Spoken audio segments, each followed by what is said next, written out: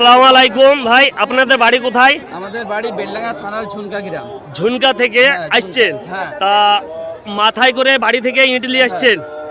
দেখতেই পাচ্ছেন বাবরি মসজিদের জন্য কত কষ্ট করে সে ঝুনকা থেকে মাথায় ইট নিয়ে চলে আসছে সব ভাইরা বাবরি মসজিদের জন্য। আর বাবরি মসজিদের ছাপ নিয়েই চলে আসছে ইনশাল্লাহ। তাহলে বাবরি মসজিদ হবে তো? আল্লাহু আকবার।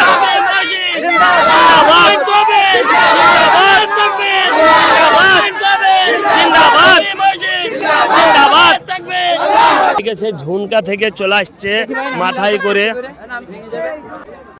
আসসালামু আলাইকুম, দেখতে পাচ্ছেন আজ জুম্মার দিন চলে এলাম বাবরি মসজিদে।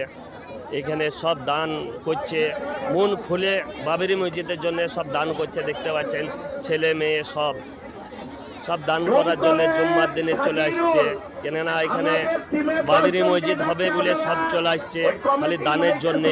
ইনশাল্লাহ আমাদের বাবরি মসজিদ তৈরি হবে, কেননা বাচ্চারাও সব দিচ্ছে তার জন্যে।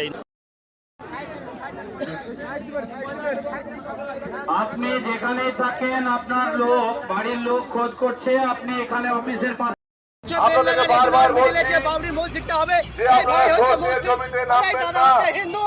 আমি একটা কথা বলতে চাই, হিন্দু মুসলিম আমরা বসবাস করতে চাই। এই যদি প্রকৃতিকে হিন্দু বলে আমার মুসলিম ভাইয়ের বাবরি মসজিদ আগে এসছে, আরে একটা মুসলিম ভাই ইনু চলে এসছে ইটলি। তা আমি বলতে চাই ভিডিও প্রচুর হাতে আপনারা শেয়ার করুন।